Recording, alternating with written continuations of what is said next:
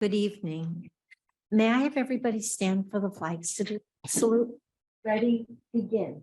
I pledge allegiance to the flag of the United States of America and to the republic for which it stands, one nation, under God, indivisible, with liberty and justice for all. Sorry about that. We were a little bit late. I apologize to you. Per board policy BB9. There is no information given out of closed session to report. Per board policy BB 9323, individual speakers may be allowed 3 minutes to address the board in each agenda or non-agenda item. The board may limit the total time for public input on each item 20 minutes. With board consent, the president may increase or decrease time allowed for public presentation, depending on the topic and the number of persons wishing to be heard. The president may take a poll of speakers for or against a particular issue and may ask that the additional person speak only if they have something new to add.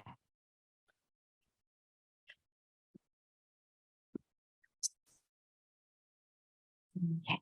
Public community. Yes.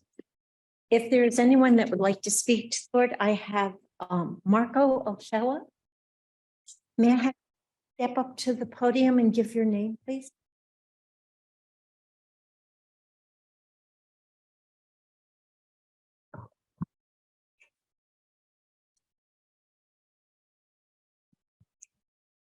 Marco Ochoa. Good evening, Mr. Ochella. May I? Oh, I'm ready to discuss the topic. Well, there's two concerns that I brought to my attention lately.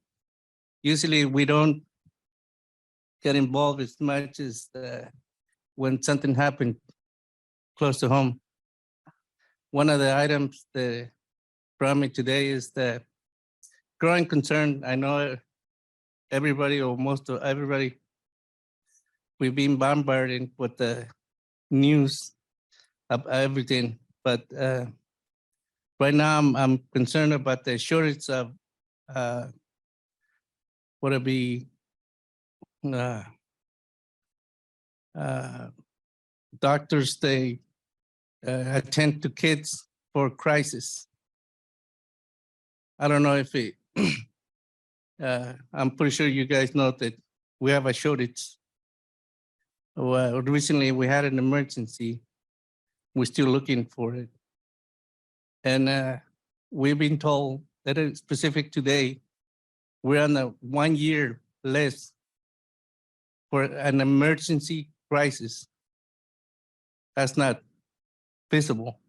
When somebody has an emergency, I mean, we respect. And I don't think this is just statewide. I think this is the entire nation wide. I wanted to know if you or anybody is doing anything about it, or I mean, today is my step. Today is here, and I'm looking to go to the state in California or Washington, whatever it takes. This is a crisis of the nation, or is it just us? And another concern that it brought to my attention from my daughter is the, excuse me,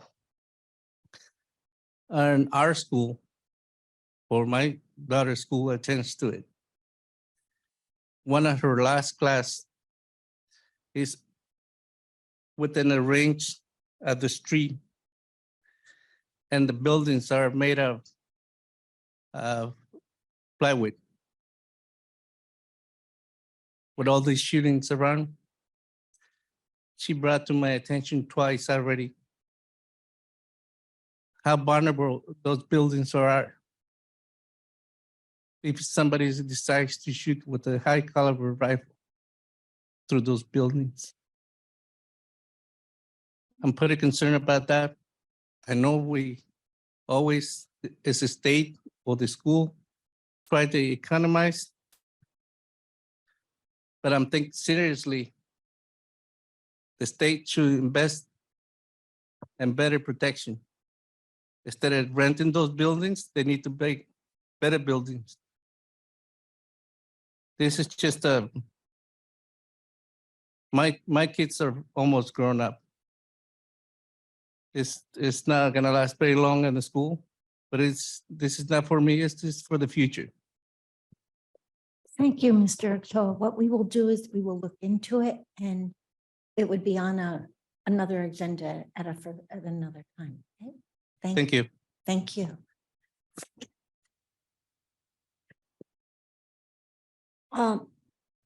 Michelle Gomez.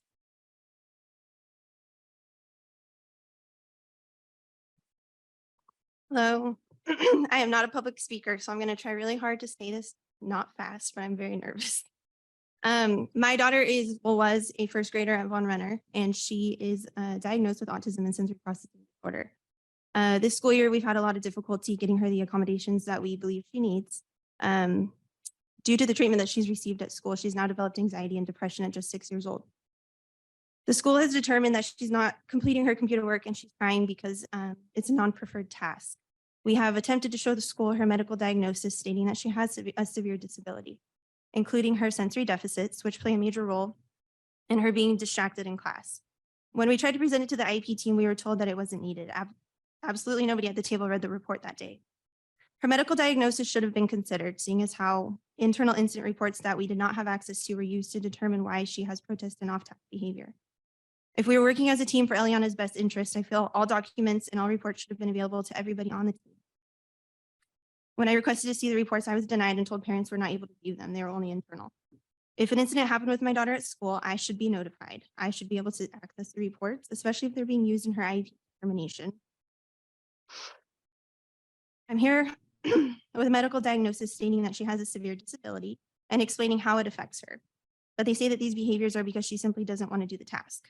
Her disability is not being recognized. She should never think that she is less than because she's disabled. I'm heartbroken that she feels like she doesn't belong. She thinks that she's not doing enough, and she should never be compared to her neurotypical peers. When she doesn't earn her Fun Friday, the rest of the class sees it, and they start to realize that Eliana is the girl that doesn't do her work. Now she's labeled. My neurodivergent warrior sits in I'm shaking so bad. Sits in a neurotypical classroom. The room is too stimulating for her, and she has a hard time processing it. She holds it together pretty well.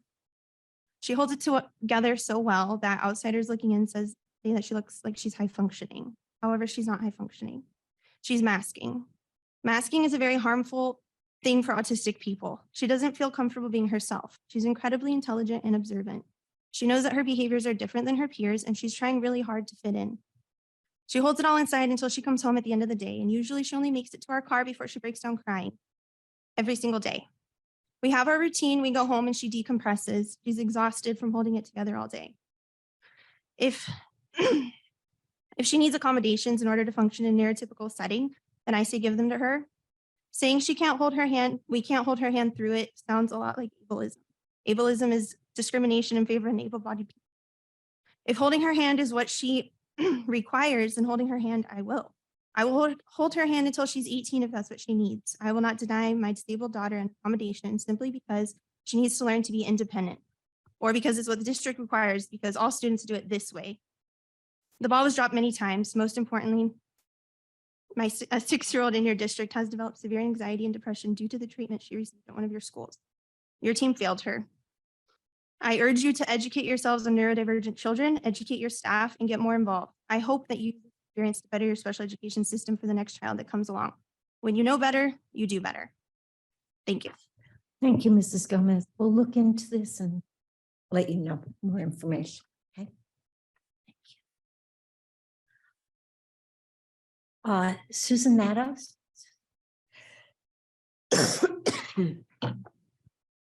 Good evening, Superintendent Posey and members of the board.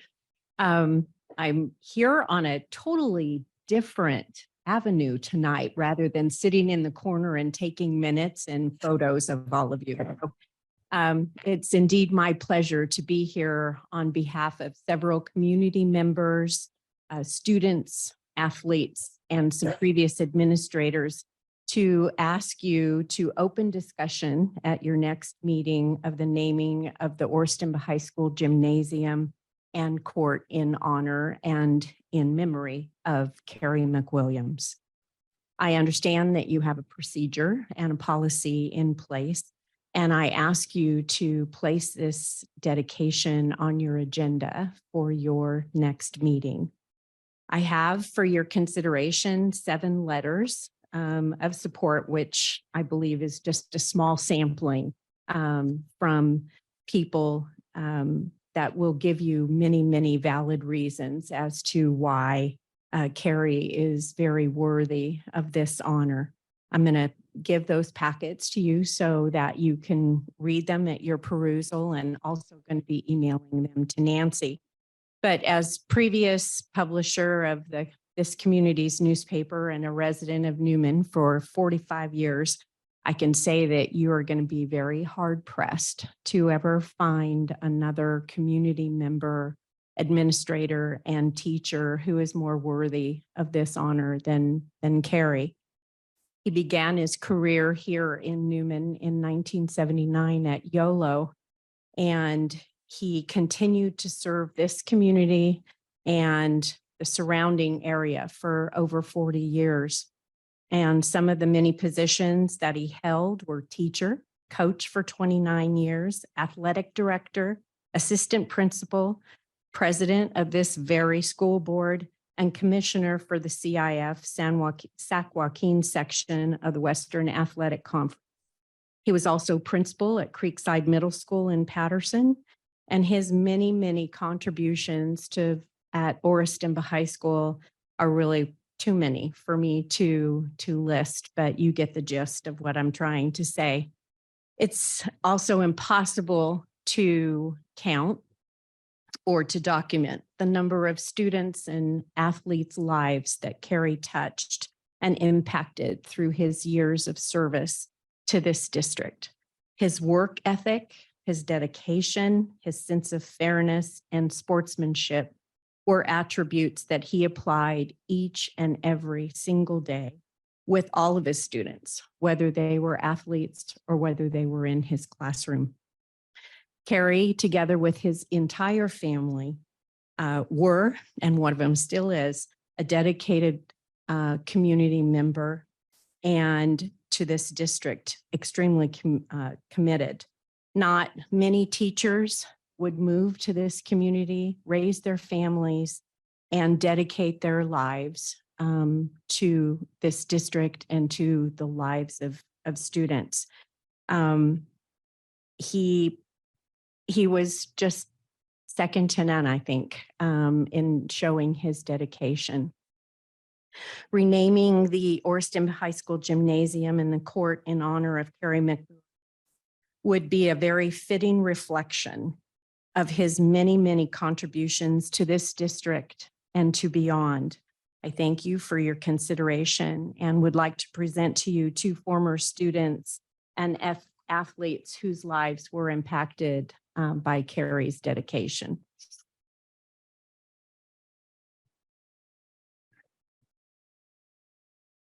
Good evening, everybody.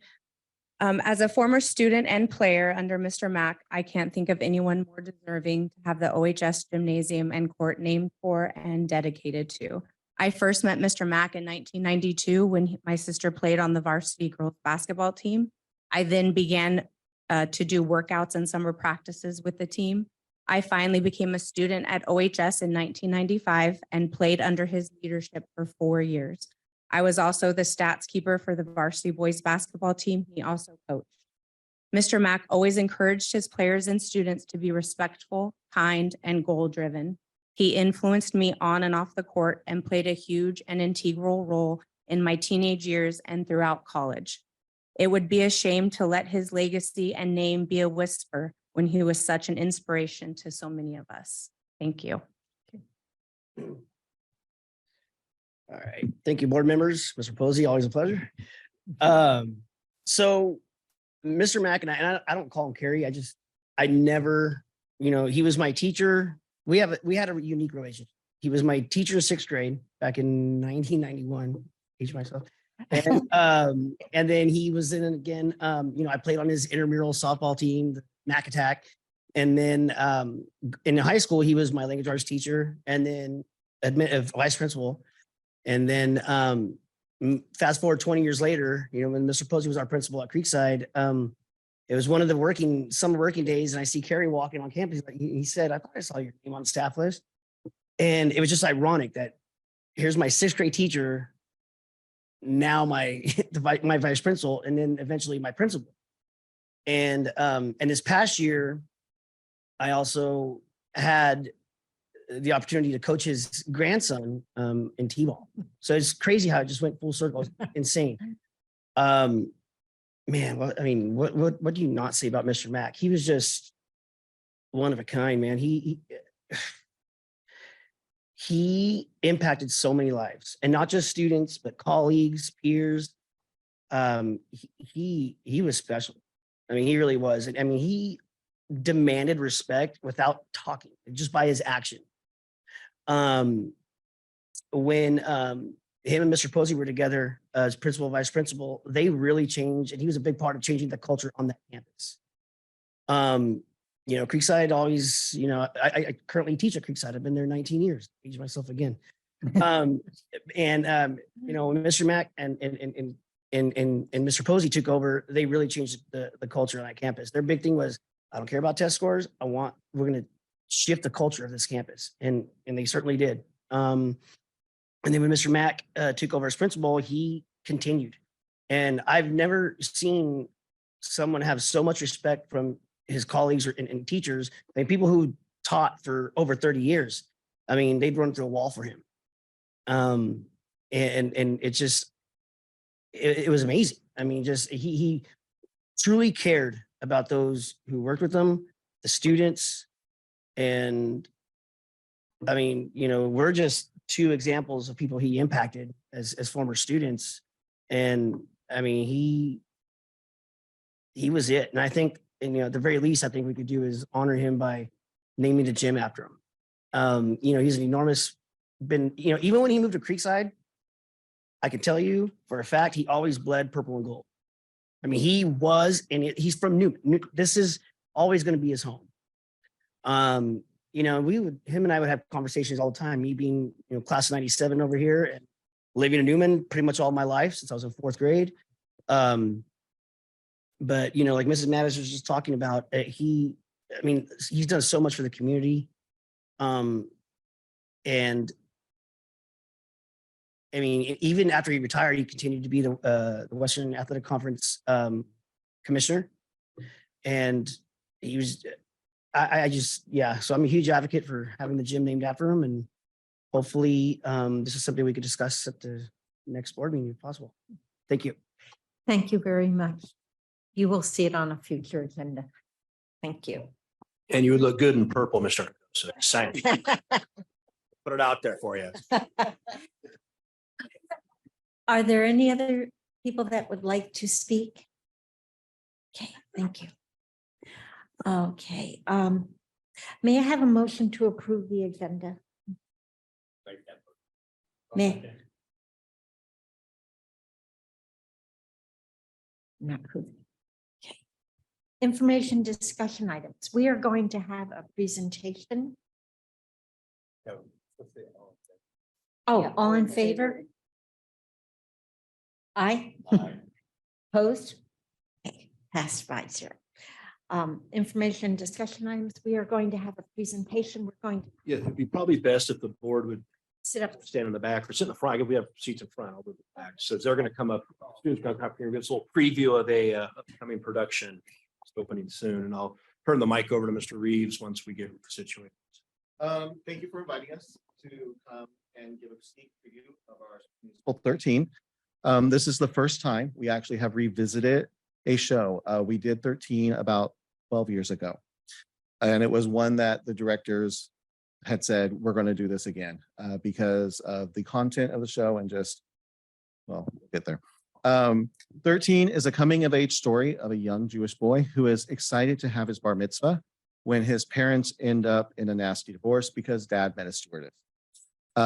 And he has to move from New York to the small town of Appleton, Indiana. And we always like to say, think San Francisco to Newman. So we are excited for you to join us on February 26th because our opening night, February 25th, is completely sold out. Yeah, we're excited. March 4th, 5th, 11th, or 12th. And then 13 the musical is going to be rated PG-13 for junior high humor. There will be jokes. There will be farts. There will be burps. There's more. Teenage life and angst, mild language, brief violence, and talk of the tongue. And I'm going to let you know that last time that was a point that many parents and some grandparents were very upset about because according to them, junior high students do not talk of the tongue. They don't talk about trying to French kiss. That is not in their world. And I will always go back and let you all know that at that time, Mr. Roberts was there and his students were in the show and he said, you are absolutely correct. And they all try to rally. He goes, they do not talk of the tongue. I will not address what they actually speak of at junior high because there is mixed company in front of us. So there is talk of the tongue. So come have fun. These are all junior high and high school students. And this is actually our show where our junior high and underclassmen are the leads. Our seniors are there to support. And it's for a lot of them, their first time in a lead doing solos. So with that being said, I'm turning it over to Music Director. That was really good. I hope everybody goes. We have our report from our student representative.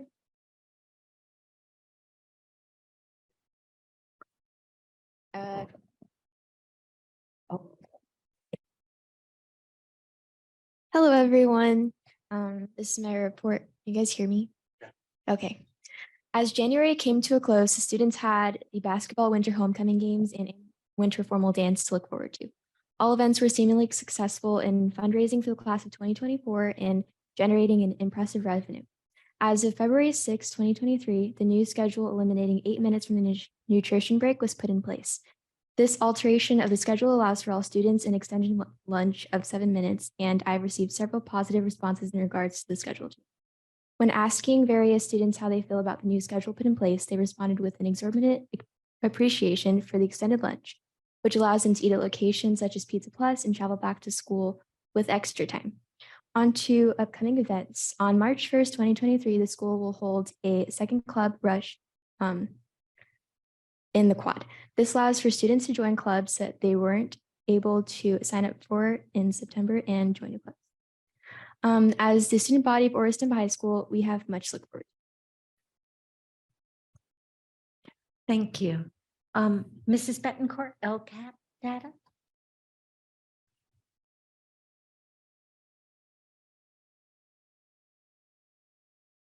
Good evening. We are entering LCAP season. LCAP stands for Local Control Accountability Plan.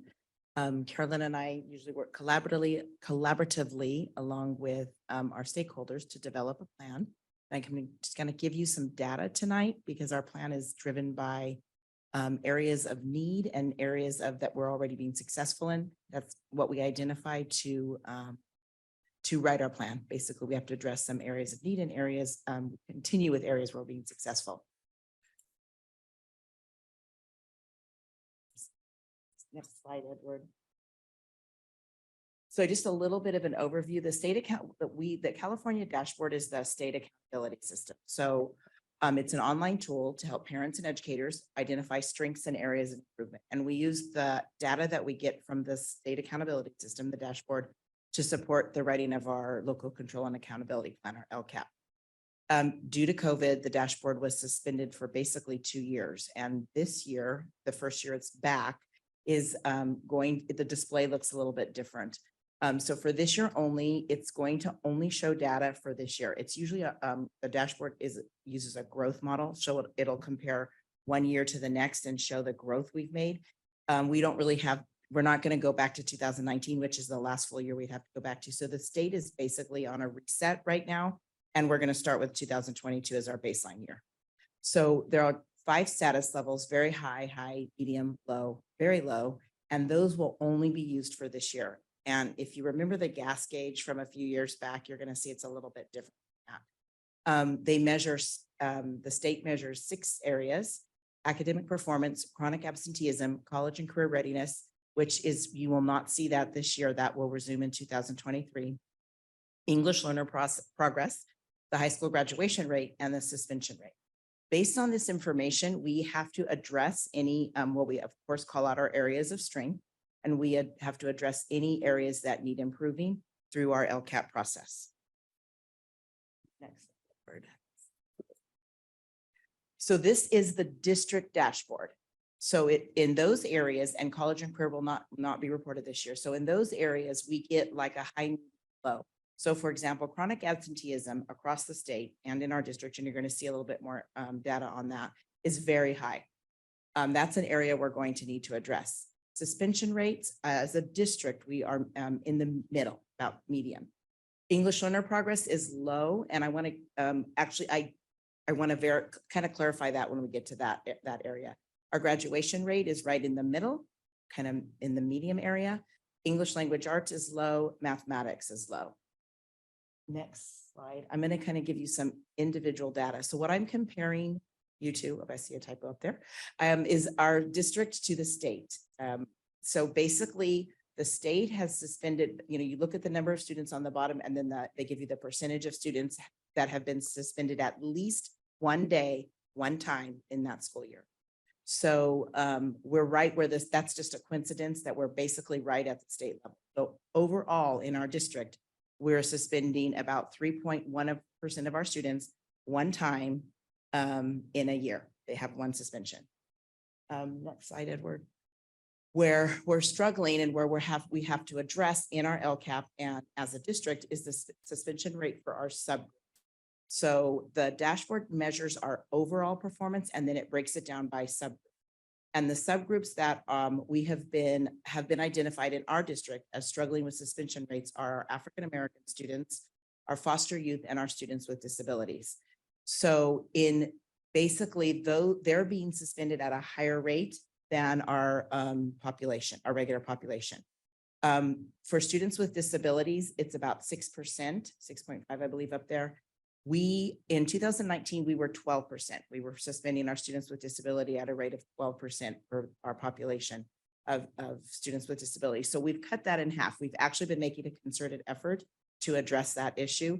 It's still too high because it's double what we're suspending our overall district suspension rate.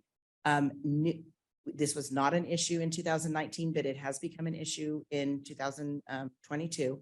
We're suspending African-American students at a higher rate than we are suspending our just overall suspension rate.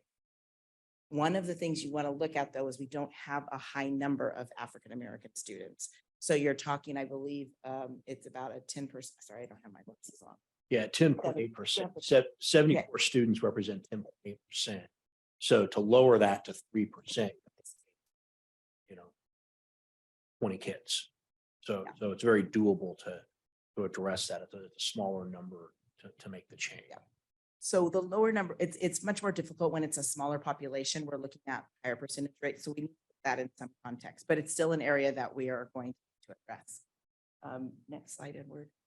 If you look at comparison from 2019 overall to 2022, we have dramatically reduced our suspension for all students and subgroups, except for African Americans and foster youth. So those are 2 areas we're just going to have to look at and address in our LCAP. And Ms. Bencourt, if I can, if we can go back, the number on the foster youth is we have a total number of 18 kids that were suspended. So now if we go forward a slide, you can see to reduce that, you're not talking about a large number of kids it would take to bring that percentage down a lot. So that when you get into those smaller numbers, the percentage seems to be very exaggerated because one kid literally is 3%. So we have made a lot of progress, but we still need to continue to work in a couple of areas, especially with our students with disabilities and our African American. We need to take a look at that. Chronic absenteeism, this is a statewide issue. At the state level, we have the chronic absenteeism rate is about 30%. So ours is 34. So a third of our kids are considered chronically absent in the district. And to be chronically absent, you're missing 10% of the school year. So if there's 180 days in the school year, a third of our kids will have missed 18. And at any point in time, you can be considered chronically absent. So if there's 20 days of school and you miss 2, you're chronically absent. So it's 10% of the school year. This is again, like a statewide issue. I've compared us to the districts in our area. Everybody's right about 30%. That's not saying we accept this, we don't, but coming off of COVID, we're going to have to really look at focusing in this area and making some positive changes that will support lowering our chronic absenteeism. And to be clear, these aren't unexcused absences or cuts. If you're legitimately sick for 18 days, you're chronically absent. Okay, it's any absence qualifies as an absence for absenteeism. So just keep that in mind that in a COVID year, if you have COVID and you're out for 10 days, that's 10 days towards your chronic absenteeism. I think the idea behind this is kids can't learn if they're not in school. And so that's why this is the indicator. I mean, we have truancy, we have other indicators, but this is the one the state has chosen to use as a measurement of engagement and support for students. So next one. Every subgroup is a priority here, but one of concern that we're looking at is our students with disabilities who really truly need to be in school have a 43.6% chronic absenteeism rate. That means close to half of those kids in our district who have a disability are missing 10% of the school year.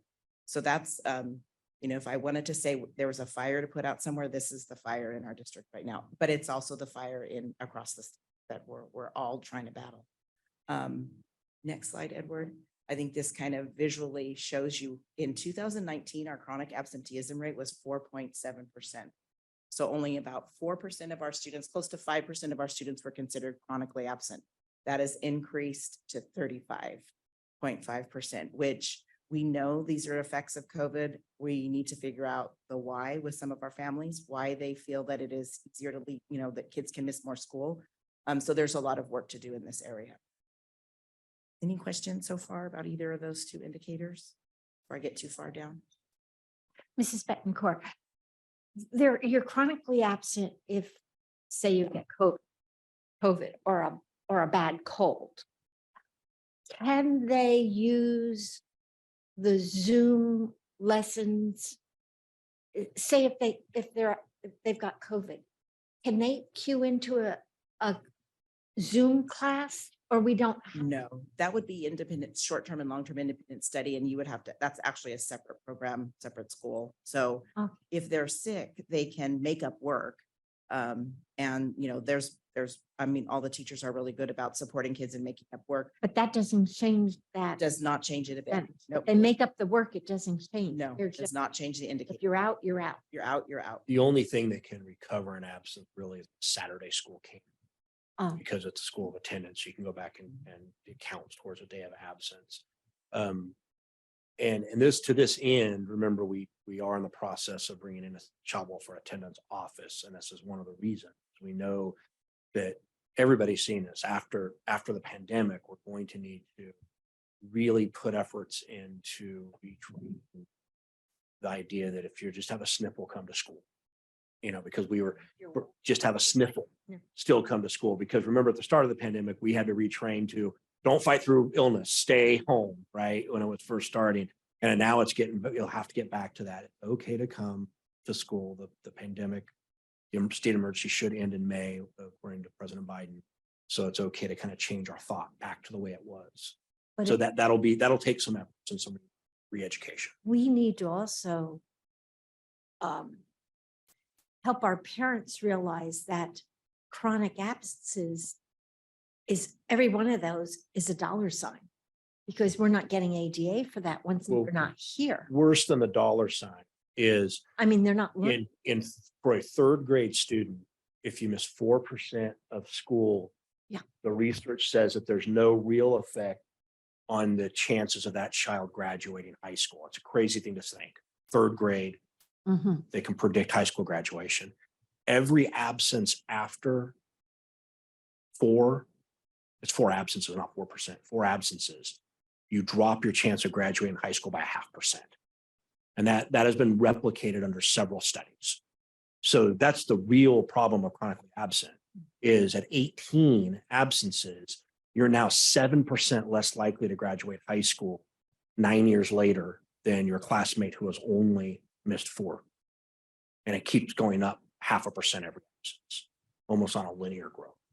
There's just a lot of re-education that needs to happen for parents. And I also think that we have to have a plan and a campaign on why it's so important that your kids come to school. So it's something we'll be working on. We're starting to work on it now, actually, for next year. Next slide, Edward. Our graduation rate stayed about we're about the same as the state. This includes both West Side and Horston. So it's a district graduation rate. They look at the same cohort of students over 4 years. Next. And again, our subgroups are very comparable to overall. There's not a lot of discrepancy between the subgroups in this area. English learner progress, we're measuring a student's growth. So they're basically taking a student and on the LPAC, which is the test they take at the end of the year to determine their growth in their language development. It's a student who's made 1 level's growth and there's 6 levels. So every time a student makes a level's growth, they count as in our favor on the dashboard. If they stay the same, they kind of have a formula where they don't hurt us, they don't help us. It just depends on how many stay the same. If they go backwards, they definitely count against us on the dashboard. We're right. I think we're just started LPAC testing, or we are LPAC testing it right now at all sites. And the principals make a very concerted effort to talk to the kids about the assessment, what it means, why they need to do well on it, so they can be reclassified as fluent. So I think we have a pretty good handle on our English learner progress, but we'll continue to work on it. Next slide, Edward. This is just, you've seen this already. Our area of need is our math this year, and we've already focused a lot on it. The principals have been giving teachers lots of flexibility in instruction, curriculum, identifying priority standards, what's most important at all levels. Lots of support from our county office. So we're looking to improve our math scores, but it will continue. I feel that's a long-term area of focus. That's not a one and done. We're not going to fix it overnight. So we're going to need to continue to work on that. Next slide, Edward. Questions.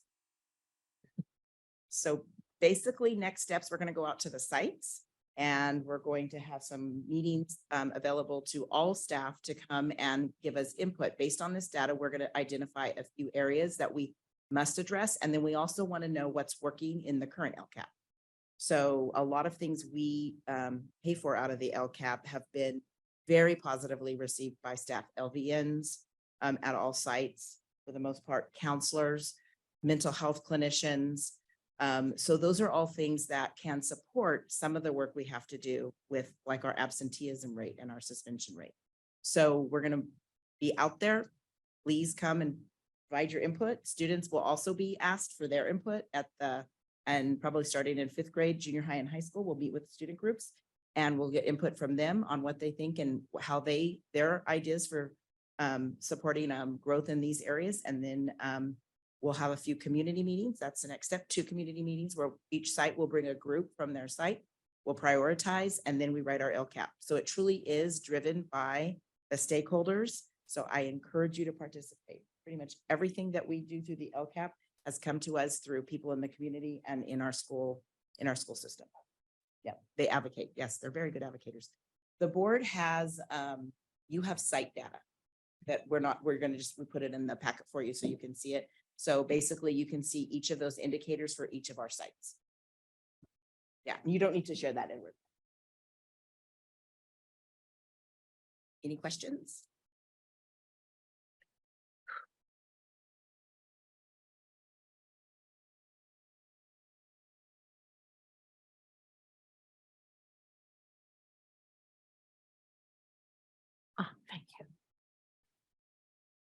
Yeah. The Data Talk Facilities Master Plan, Mr. Vargas? No, it's Carol. Oh, it's Carol. We had a Sorry, Carol. outside agency do a Ah. facility master plan. I think Sage Group was the name of it. Oh, Sage Realty has done our master plan for the That's- last 20+ years. They were doing it before I started. So they have a long relationship with the district and they understand our facilities and they understand the community. And so it's very easy for them to jump in and update the plan. Edward, I think you're gonna have to help me out here. I think we do. So I wanted to let you know what goes into a facility master plan. It takes a long time to put together because we're pulling together lots of information from lots of sources. We look at what the district thinks we need, what improvements do we need at the school sites, what new schools need to happen, where are we in terms of programming? Are we opening any specific programs that we need facilities for, such as the autism program? How to balance between modernization and new construction funding. How do we maximize our resources? Because you're gonna see that our list goes on and on, but the funding is finite. So they do a demographic analysis of our enrollment and our projection from year to year. They look at the student cohorts over time and the projected facility needs on the 5-year outlook. Basically, they're looking at how much growth are we looking at? What are we staying the same? Are we growing? What's happening in the community? And then where will the funding come? Is it going to come from developer fees or the state or a bond? Where is it going to come from? Where do I point it? Okay. Click it one more time, please. Thank you. Okay, so one thing they look at is loading standards. How many students do we put in each classroom? So TK is currently 12-1. It will eventually go 10-1. K3, we load 24 students per classroom. That's the maximum, and that's an average. Some classrooms maybe have a few more or less, but we have to average no more than 24. 4th through 12th, the loading standard is 28. Sometimes that's more or less, but we that's the aim when we're counting how many classrooms do we need. That's the number that we're using. Then special day classes are looked at separately because the loading standard is 9 for SDC, for severe SDC, and for non-severe special day, it's 13 per classroom. It's just based on a statewide average, not really our particular numbers. So first we look at, do our facilities support what the district wants to do? You know, it would be, you can't have good things happening in the classrooms if we don't have the facilities to support it. So we look at engagement. Every student is entitled to a safe and peaceful environment that promotes learning. That's the first tenet of the LCAP. Conditions of learning, that we have properly credentialed teachers and well-maintained schools. And part of a recruitment tool is having facilities that people want to work in. And then looking at the loading mandates that we talked about earlier. And then our pupil outcomes are improvement in all the core areas and having good academic options for arts, technology, and agriculture. Do one more, please. There you go. So they look at the facility inventory capacity. How many classrooms do we have right now and how much are they utilized? So ideally, it's 90% for TK5 and 85% for secondary. So right now, according to the study, Bonita and Hunt are under capacity. Bonita might not agree with you on that. Barrington is over, Von Renner is right at capacity, and YOLO is under capacity because we just opened the new classroom building, and Orriston is slightly over. So we're looking at additional TK5 and 9-12 capacity are more urgent. So the next step is the enrollment projection. We look at the cohorts, which means each class as they move, you know, kindergartners next year will be first graders will be second graders. So those are the cohorts that they look at moving through. And then how much new construction is happening. Newman has a lot of things on the books currently that if they got going could proceed pretty quickly. But so we have to be ready for those to move into place. And then what are the yield rates? And the yield rates are how many, for every new house that's built, how many students does that generate? And there's a formula. This chart, I wanted to give you just an example from one of the charts that's in the study. And in your backup packet, you have the whole study. What this tells us is that when everything that's planned that the city knows about is fully built out, whenever that is, that could be 20 years from now, it could be 5 years from now, just depends on how fast they go through. We're gonna add about 1,762 students, K-12. So this gives us the breakdown of where they think they will land, and it breaks it down into a little more detail. But this is the main summary. So currently, what the master plan does is it looks at, based on our classrooms, based on our need, how much eligibility funding do we have for new construction state funding? This is state facility funding that we get from Sacramento. Right now, we're looking at, and this changes every year based on enrollment. So there's a table for exactly what's eligible for new construction. And so we're looking at about $8 million of matching funds across the district. We know that one classroom building could be 8 million. So this is not a lot of money. Also, do you want to take you through how that, like, they don't give us the money up front. Right. We pay the bill, and then after it's closed out, reimburse on a 60-40, they pay 60, we pay 40. Right. But Based by on, the time we get the money off, the money's not worth what it was when we spent it. right. So for modernization, we have eligibility for Bonita, Hunt, Von Renner, and or Stimba, which would be basically taking our current facilities and bringing them up to code or making improvements on existing facilities. We have about 7.5 million, and it's based on a per site, where new construction is district-wide, modernization is site-specific. So looking at improvements, we're looking at Hunt could need some modernization. It was a former middle school. We did some modernization in-house back in 2003, or back in earlier than that when YOLO opened. Or Stimba could use a new classroom building. Right now, we're working on the high school, the pool and the tennis courts. We could be looking at getting about 1.6 million back from that project. We will apply for funding for that. Von Renner, we have in the works is a new multi-purpose admin and modernization of the existing admin to the TK classroom. And we need to replace a row of portables. And we have about $3 million of funding available there. And then we have some modernization available at Bonita. Not a huge need right now. What Bonita could use is one more classroom, but that would be under new construction, under modernization. So looking at the residential developer fees, the total build out, if everything was to be built using this year's rate, they're looking at 2,500 homes or dwelling units. That would generate, in this year's dollars, that would generate about $26 million. Single family homes and multifamily homes. So they are looking at some apartment complexes as well, or duplexes, some sort of multifamily configuration. So about 26 million. Now this rate is adjusted every 2 years.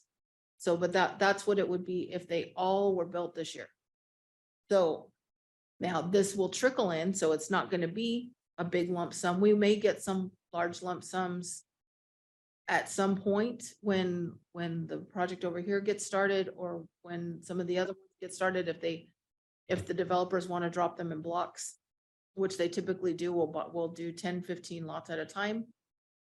It just depends. And so this will not all come in at once. We get paid as building permits get pulled. So, I mean, building permits say pulled, subject to negotiations with the developer, typically get paid when building. So this was just the financial analysis, and this is in the packet as well. Is basically how much we think we're going to need to spend, and we don't even know the price for all of the projects. And then we don't know what the commercial, there was a question about the Crow's Landing Airfield, we don't know how much square footage that would be, so we can't say what the impact fees would be for that. So there is a shortfall. There is gonna be a significant shortfall. This one? On this list, we also don't have the new school, correct? Oh, we do, the $68 million school. Yeah. Yeah, so that includes the 68 million. That's today's dollars about what it would cost to build an elementary school to handle the new growth. Yeah. Where Barrington costs 14 million. So just to put that in perspective of how much things have changed. So what we'll ask the board to consider, and Mr. Posey can jump in anytime, is we have several projects in the works that were funded by Measure X. And we will apply for modernization and TK funding. We already did funding applications for Von Renner for both modernization and for there is additional funding through the TK initiative to retrofit the TK classroom. So we've applied for both of those. We will be applying also for reimbursement towards the pool and tennis courts. That will qualify for some modernization. We will apply for that as well. So we do have some proposals here. We have some very basic costs. We just did, these are very rough estimates. They're not engineer estimates like that. Just kind of going rate of what things cost for things that could be on the horizon. So run through this really quick. The hunt modernization would be to get hunt ready for a TK program, as well as help with our autism take back, which is going to occur next year. So obviously take back is going to happen before we can get the modernization. It takes longer, a couple months to do the modernization. The Von Renner modernization, a little bit about modernization. You get qualified based on the square footage of classrooms you have. And if you destroy a classroom, you have to replace it with a classroom. So if you wipe out 8 classrooms, you can build 8 classrooms, but you can't build like 10 because that's adding 2. That would be new construction. So it's very specific. You have to go, tit for tat on that. The good news is you can do those in phases. So if we drew plans up to put in an 8 classroom building at Von Renner and a modernization, which would replace the 8, I'm not going to say condemned because they're not condemned, but the ceilings have collapsed in them. We are unusable. I think, Mr. Cope, they house sometimes raccoons and what have you around them. They need to go away. If we develop a plan that says phase 1 is to destroy them, to demo them, and phase 2 is to rebuild, that locks in the square footage of those classrooms to funding. So we can then do phase 1, let's say immediately, because that'll be my proposal, and phase 2 can happen later. So it's a way to kind of lock in the funding. If we just went today, tomorrow, if I just told Mr. Vargas to get a bulldozer and take care of him, he could, we'd get it done. We would lose all that square footage in terms of modernization eligibility because the square footage would go away before we locked in that square foot. So there is a method to clean the campus up a bit, which is highly desirable on the Von Renner campus. And that's what that is. About 500 grand to demolish and make the portable area look nice, including some concrete work, some landscaping work. Possibility of adding a 6 classroom building at Hunt instead of doing a modernization on a wing of it, just to start afresh, would be 8. We asked that because we weren't sure. The building hasn't been touched like since it was built. That the particular wings we're looking at, rooms 6, 7, 8 over there, kind of face north, I guess, northmost facing old rooms. And when they pulled the blueprints, they haven't been touched since the school's been built. Well, you know what's going to happen when we start breaking into the walls and what have you. Probably need some abatement on that and what have you. It's going to be a big price tag. So we wanted a comparison between modernizing that and starting afresh, because if it was a close enough dollar amount, it's not really. It's about $5 million difference. To put a restroom facility out near the playground so we keep line of sight on our students when they at recess want to use one of the restrooms, they don't have to go around a corner or off of line of sight from our supervision, would be about $1 million, which is on our list. A classroom room at Bonita is to bring a TK program to Bonita so that our Diablo Grande families that want TK don't have to come all the way down into town in the morning. It'd be a close ride, as well as the Crows Landing community. It would be a closer ride for them. That's about 1.2. We have the space for it already. It would sit next to, there's a portable next to the cafeteria that it would sit next to. And what's nice about that is if we built it for the existing intervention room to take over and also the after-school program to use it, then after-school program funding can pay for half of it and our funds can pay for half. So it would actually be getting it at a discounted rate in terms of what it would affect our budget. It's kind of weird. They're like a sub budget of the district budget, still district money, but it's specialized in how we can spend it. So that would allow us to really get that benefit at half price to what it would cost our available funds. And then we could then use the existing intervention room as a TK room. So that's a possibility. A 8 classroom building is 8 million, wherever you put it. And we see in the planning phase, we want to consider one for YOLO and one for OHS because you see as the numbers rise, YOLO's in need of one. If we were, as we talked a little bit earlier in the workshop and what have you, to match electives with the high school, YOLO is in need of maybe a graphic arts program or something like that, which would need some specific facilities to do that. So those are all of the prioritizations and dollar amounts. Now, the order of priority, I believe, is the next slide. Oh, not quite. So, Want to go through this one, Carolyn? Do you have Oh. a 14? I'm sorry. If you build a new one, you do. If you're using existing facility. The question was, if you have a TK room, aren't there certain requirements? If you're building a new one, yes. If not, if you're using existing facilities, you don't have to. You don't have to. so I broke this down into new construction and modernization projects. So you can see it's the same list as the prior slide, but it's just grouped differently. So we have about $26 million of new construction projects and about $8 million of new construction eligibility funding. So about 31% of the projects could come out of the state funding. The same for modernization projects. We have about 11.5 million and about 5.7 million of modernization funding. So that's about half. So we were, depending on the next bond issuance, which we're looking at 2024 for the remaining bond funds to be issued. We have about 10 million remaining there. And then depending on how much developer fees come in between now and then, we can look at things that way. But we really need to have cash up front to fund these projects before we even think about getting matching funds back from the state. And typically the way we, don't say shell game, it sounds like sleight of hand shady. It's not. But you do one project, wait for the state reimbursement. That money helps you fund the next project, wait for the state reimbursement. So it's not very quick. I think we just got our last Barrington check. Wasn't that in my tenure? I think you just got your last check for Barrington. We just got the one for Bonita that we did in 2016. We got Yeah. that a year or so ago. So it's 4 or 5 years. It's not So- a fast project. But what I want the board to kind of have a discussion on here is what order would you put these in? I think that's the next slide. It's well rehearsed. Yes. So this is what's going to be, I guess I'll use Mr. Bazar's term, a guidepost, if you will. When cabinet looked at these, we kind of said this would be the order we would consider.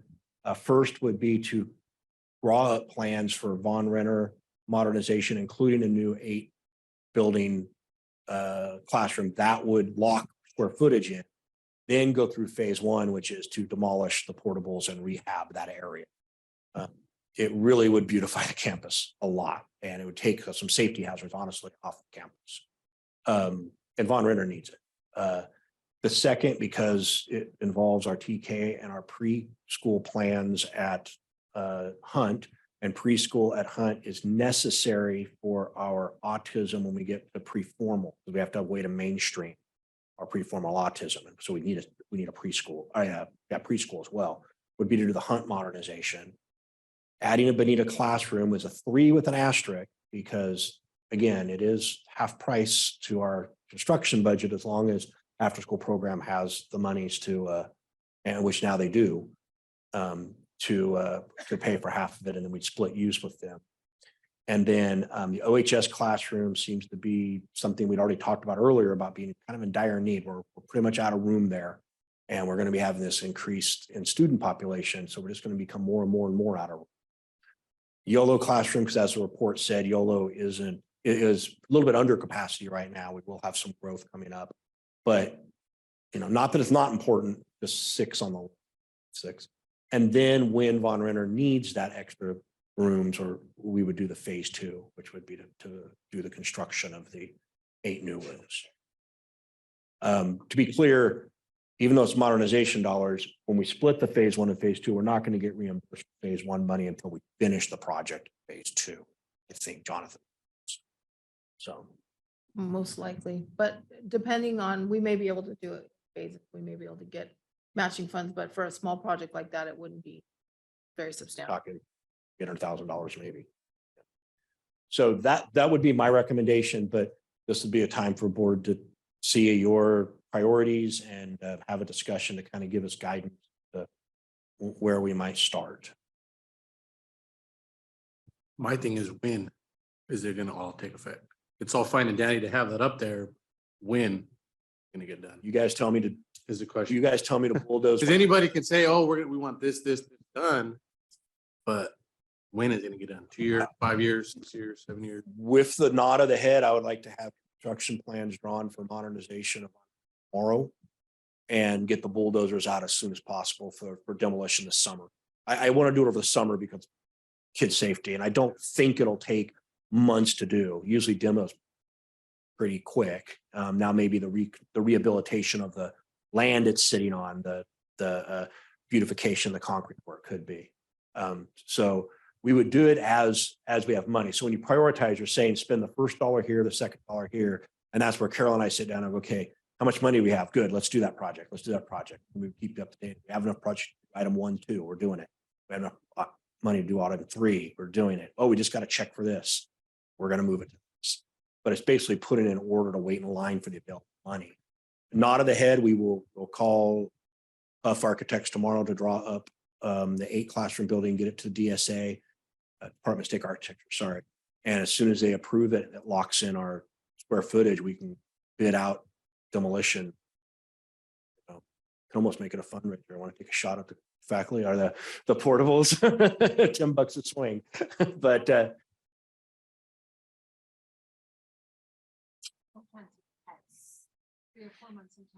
so the question was, how long does it take the state to approve? And we've been waiting for the green light on this Von Renner project. Now we thought we'd have it 1st of January, and we're still waiting for the state to close out to give us the endorsement. On the swimming pool, it happened quick. So there's just a lot of projects going on. So it's just get in line and they go through. Now we'd probably have the same thing because it's probably gonna be the same holdups. The holdups on this project have been, this building hasn't actually been closed out from DSA, even though we've been using it for many, many years now because there's an inspection that needs to be signed off on, and the inspector is not with us anymore. So kind of hard to get them to sign off on it. We're negotiating that with them. And then there's an issue with another building that a warehouse that was put up that didn't go through DSA many, many, many years ago. So we kind of have to negotiate with DSA on. More than likely, the Von Renner demolition project would have to wait until those 2 issues were resolved because they're open DSA tickets on campus that we would need to get taken care of first. But they should be, we're hoping to get it out to bid even in the latest update by late March for the admin building. So once those get taken care of, there won't be another objection, another roadblock to the modernization of Von Renner. Those issues will have been taken care of. But I believe we can go ahead and do the funding application even before the plans are finalized, because we don't have some of the information you can do on a preliminary basis just to get your application filed, and then go in, they'll match it up with the project as the project comes in. And once the funding is approved, then we got the square footage locked in. And work on how quickly we can get that going for that project. It's number one on the list because I literally would like to have, I'd like this summer, those portables to be gone.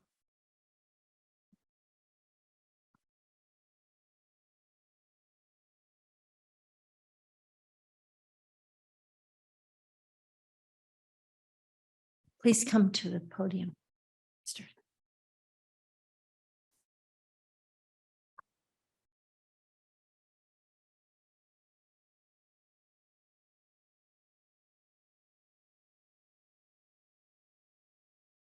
Spending, everybody's spending money, and I don't know if anybody consult this company, like this company is working down here, Tiger. He has a program that holds a voluntary weekend or several weekends that we can voluntary to work, and they provide the equipment. They get credit through the government, you know, for fuel. We provide the labor. I don't work for this specific construction company. I work on the where we make the materials so they can make the constructions. I work in the mine site. And I know they have those programs. They can, like he wants to demolish, maybe they can apply and see if they can provide the equipment. So because we're a public entity, we have to go out, it's a public works program. We have to go out to bid and they have to pay a prevailing wage to all the workers. That's state law for when you build for schools or you build for public entities. So We don't get prevailing wages because we already make more than prevailing wages. well, that's part of the bid. So we do, by law, we have to go out to bid. So I know that part, yeah, but I'm saying this, there'll be, if you're asking for the program that they got they provide equipment, we provide the labor. And that, we don't get paid for that. The company gets reimbursed for the fuel and the use of the equipment. we can certainly check into it. What we do is we post the project to go out to bid. And if somebody has that type of a discount available, their bid would come in. But we do have to go out to bid and we have to do sealed bids. And that's just part of the fair use. I didn't know if the school can go through the program, but it should be nice to look into it. No, I appreciate it. Saving. I can certainly ask our architects about it. Thank you.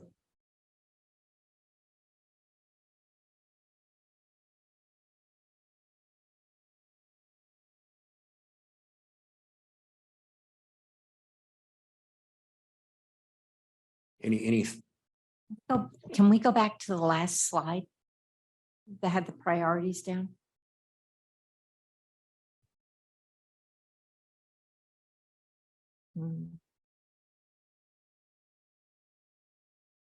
Edward? Oh, okay. Thank you. It's the very last page. That's it on the bottom. There we go. Do any board members have any concerns? Do you agree with the way that is written?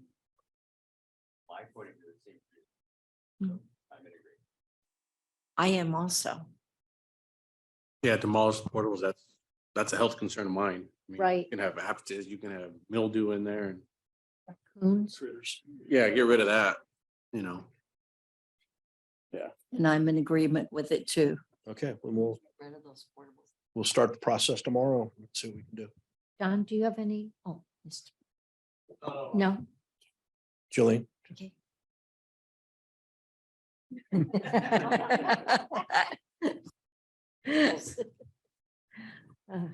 Okay. Next is the school. Oh.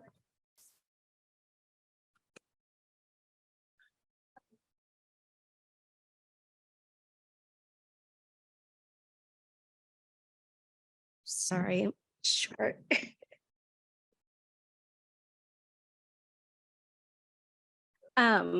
And I know in the previous school board meetings, you guys were talking about integrating, I guess like the autism and everything, the program that is currently in Patterson and bringing it over. So, and I believe it was talked, or I'm not sure if it was going to be at Hunt. That sounds like the more ideal location. So with the modernization, have you guys thought of how it's going to actually like affect the schooling and like make sure that is fully in place before everyone is brought over? So it'll have to happen parallel. We will be taking back the autism next year. If we didn't take it back, it wouldn't matter. They're giving it back to us because of numbers in Patterson are such that they have like a whole classroom that's just NCLUSD students. Right. So that would trigger what's called a give back. So we do have a plan in place where those 3 rooms can go out of commission while the modernization occurs, and we can still handle the traffic on campus.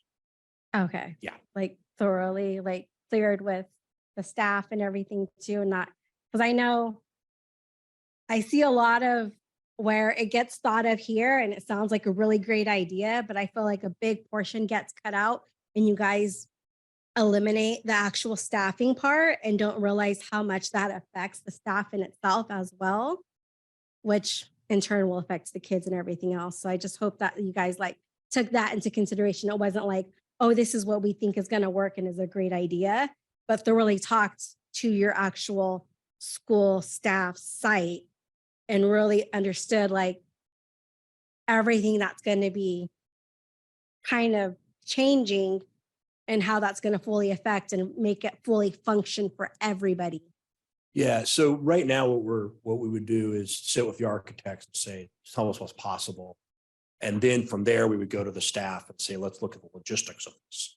What we don't want to do is go to the staff, say, what about this thing? The architect say, well, you can't do that. You have to do it this way. Okay, go back to the staff. What about this? Right. It starts to create a confusion. Too many versions of what we're doing out there. So it's to get direction. If it's number 2 on the list and we have the money to move forward with it, then we would start with the architects and say, this is what we need. What would that look like? And then the next step would be, what's that parallel phase in piece? So those rooms would go out of commission. And then that would be communicate with the staff to get the boots on the ground to say, whoa, you're not even figuring this out, or you're not considering points A, B, and C, and then work back with the architects, knowing what we want to get to and how do we get there. But one of the problems when you have programs like this, if there's different, every time we meet, it seems like something changes. And until you know what's going on with the project, then it's, well, I thought they were doing this, or I thought they were doing this, or I thought they were doing this, and it starts to get too convoluted. So it's best just to have the vision in place, and then we'll say, okay, well, have you thought about the fact that, we walk through this construction zone every day for lunch? Okay, we have to figure that out. So that's certainly part. I hope when you guys are doing the vision, you guys really It'll be a staff meeting. Yeah, like really take them into consideration as well. absolutely. Because I feel like that happens very often where something new gets implemented and it sounds amazing on paper and by book, but somehow there seems to be a shortcut in following through that it makes a disruption. I met with all the staff at Hunt. We had 2 meetings, one for our classified staff and one for our certificated, just depending on their schedules, not on the construction per se, but on the fact that the autism program was coming, what rooms we expected to use. They had lots of great ideas and some concerns that I took back to cabinet and we addressed. So I think so far in the process, what we know is going to happen next year, they've been updated on. We'll go back once it actually is approved at Superintendent's Council, and if things are fleshed out a little bit more, then we'll continue to update that stuff.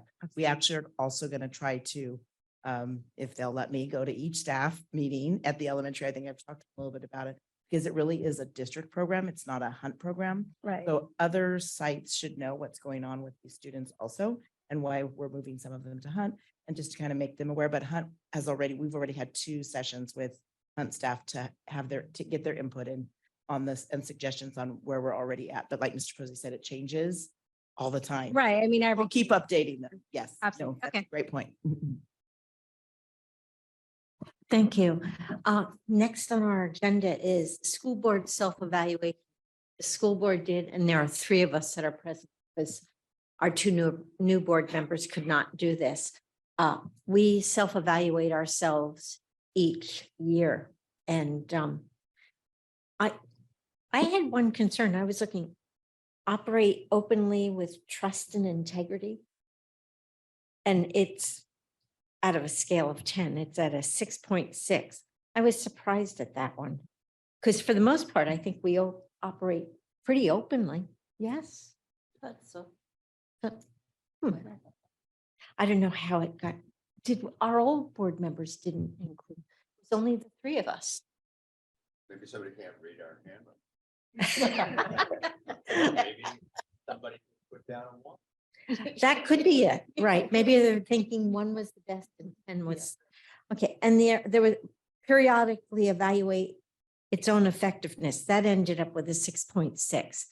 I can understand that because we evaluate each other and things that we do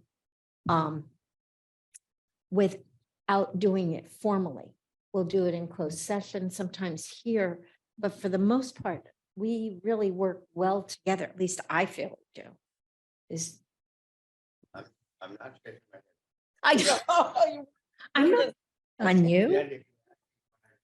No, I'm not asking you specifically. I'm asking your opinion as far as to help our new board members, because they're going to have to fill this out next year. And then on the second page, I'm going to say, actually, we did pretty good. We don't usually evaluate ourselves really good.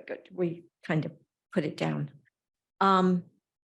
Number 6 is participates on the third section where one of the lower grades was like an 8 out of 10. And it said participates in professional development and commits the time and energy necessary to be an informed and effective leader. A lot of times it's time constraints because of jobs. People can't get to certain things, but for the most part, I think we try to, especially like the workshop today. We just made that the time was before the meeting. Are there any other comments? I feel pretty good about it. I mean, the three of us gave it. Evaluate yourself. It gives them, we didn't give each other 100. But it'd be a good idea to keep looking at this through the year so that we can, and maybe we can get copies for the new board members so that they can see what they're going to have to do. Any other questions? No? Okay. Go. Okay. My next thing. Okay, we have some first readings, with some of our homework that we have to do on graduation requirements and placement of mathematics courses, non-school employment, career technical education, work permits, intra-district open enrollment, and intra-district. Are we enrolling now for kindergarten? Yes, that's what. We have a registration thing, a registration night coming up, a nighttime registration, but parents can go online right now and enroll their incoming kinders and TKs. Thank you. Okay. Action items, consent calendar. The consent calendar items are routine in nature and usually do not require board discussion. Individual items may be removed by board members and presented for discussion in separate action. The consent calendar will be adopted by a roll call vote. Mr. Bazar, I have to have a motion. Yeah, I need a motion. I'll motion. I'll second it. Okay. I have to get used to voices. Mr. Bazar? Aye. Mrs. Hurst? Aye. Mr. Revere? Aye. Did it again. Mr. Cabral? Cabral. I'm gonna work. And Mrs. Conforti, she's going to get me. I got it. We Gave her a little quiz earlier. She didn't do something. Add a category of name for that. We should, it'll get, On that. I promise you it will get better. It's 5-0, yes. Approval of the facilities finance master plan update prepared by Sage Group. May I have a motion? Yes. You're gonna do it, Tim. Ah. Okay, Mr. Bazar, Mrs. Hurst. Aye. Mr. Rivas, Aye. I got it. Mr. Cabral, Bye. Mrs. Conforti, I got it. I got it. Approval of the agreement with the Stanislaus County of Education for Internet Services. It's an annual approval of contract. Right. Okay, may I have a motion? So moved. May I have a second? Also, I got it. Mr. Bazar, Mrs. Hurst. Aye. Mr. Rivas, Aye. Mr. Cabral. Mrs. Conforti, that's 5-0. I'm getting it there. Approval of E-rate service extension with AT&T for internet services. Motion? So moved. Second? I can do Tim. Mr. Bazar? Mrs. Hurst? Aye. Mr. Rivas? Aye. Mr. Cabral? Aye. 40, I'm getting it. Resolution 22-23/11 board compensation for a missed meeting. This is a resolution to, when a board member missed the meeting, to just pay for the, pass a resolution. So this is for Mrs. Hurst, I believe, for the last meeting. Right.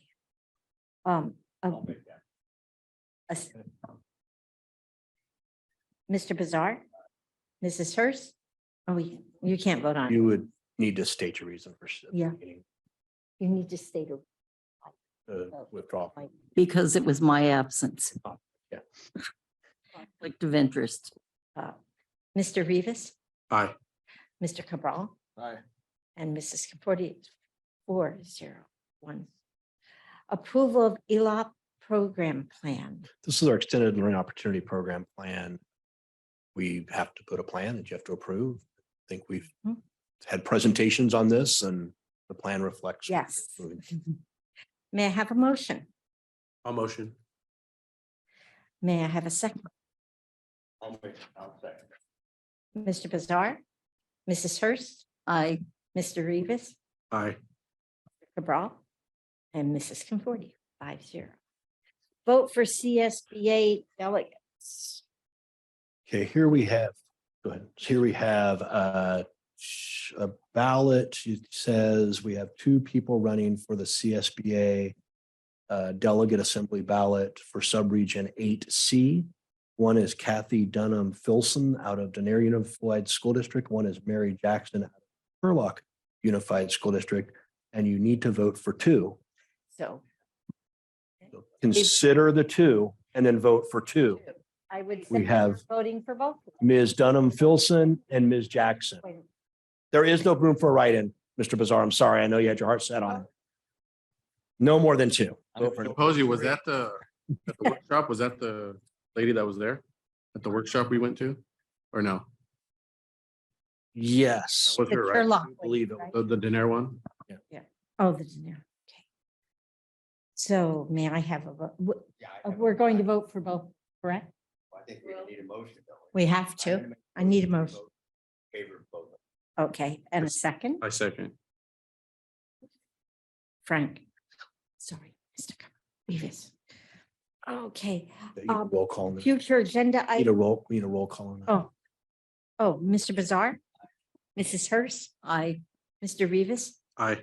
Mr. Cabral. Aye. And Mrs. Conforti, 5-0. Future agenda items, approve the second interim budget report, data talk on capacity and usage of parent volunteerism, rigor iReady diagnostic report, and should we put down, Oh, yeah. we'll put- yes, the, Put down the, we'll probably, what I think policy asked for a public committee. So next meeting, we will put together a public committee to look into naming the gymnasium and or court for Mr. McWilliams. And then Right. what that'll just do is you'll just give me the authority to start that process, and then we'll go through it. Okay, and then we should. Okay. And Mr. Posey, your superintendent report. So a few things I've talked about this evening. First, we have a really growing late busing program at Bonita that I'm very happy for. I think 20 was the number as of yesterday, or as of Friday. I didn't get today's number, that we're finally getting out of this transportation darkness, and we have an extra driver and bus that can run students late out of Bonita, and that helps out with them participating in the after school program, as well as the we need extended learning we do out there. And so I know Friday, I think Mr. Vargas reported there were 20 students on that bus. So I'm really glad for that. Tonight's artwork, if you look around, you won't, maybe you will. I certainly couldn't believe it. This is all of our TK5 art program. This is Mrs. Ball's elementary students. So as you look in the hall and up here, this is all student work done at our elementary school in the program that didn't exist this time last year. So really happy of how that's going. 3 things go together. I'll just say them all at once. 6 o'clock tomorrow at Lathrop, our boys soccer will play in the first round of the playoffs. So we wish them luck. Home game tomorrow at 7 p.m. for our girls. I think Argonaut was the team I saw that they're playing. And then Wednesday, boys basketball is at Escalon. So we wish them all luck, all playoff. So we wish them luck. Exciting news next week. We get past this cold front, we're hoping. But it seems like next week, the acrylic surface will go on the tennis courts. So we're getting towards the end of completing that tennis court project. Right now, our teams take our vans to Gustine, and Gustine's been letting us use their courts for practice as well. So we've been using those. And then congratulations, last thing I have, our National History Day had a pretty good results for our showing. We had 1 YOLO student go on to state, and we had, I believe it was 3 projects in the 5th grade go on to state. So really nice showing, especially with our 5th grade students. I want to thank all the teachers, Ms. Santor, YOLO, and all the 5th grade teachers who put in, and the after school program, who really, it was the after school program kind of kicked that off, and we had great participation. So thank you, Ms. Cassidy. Kids did great, and looking forward to state. I think we're going to show well with a few projects. So that's my report. Thank you. Mr. Vazar? Well, I don't have anything to see. Oh, Hello, everybody, and we're going to try to improve our scores here. Mrs. Hurst? No report this evening. Mr. Cabral? Mr. Rivas? Just congratulate the Forest Stemba for winning league for basketball, football, boys and girls. That was an accomplishment. Southern League. Hopefully they can do it next year, because it's going to be different. And I am happy to see the Olympics back this year. I think hopefully all the schools, middle school or elementary schools. That was one thing that I missed last year. So I'm glad this year's going to be back. Thank you. I went to the National History, and it was amazing to see our students really participate, and some of the other students that I saw. I'm always very proud of how well they speak. And I also went to the Rotary speech competition. We have amazing students. They can get up and speak much better than I do, because I get tongue-tied, but they just, their subject matter and their discussions were very grown up and very interesting and kept my attention. Plus the food was good too. Thank you. And may I have a motion to adjourn? May I have a second? Second. All in favor? Aye. Opposed? Thank you. Have a good evening. Happy Valentine's Day. Yes.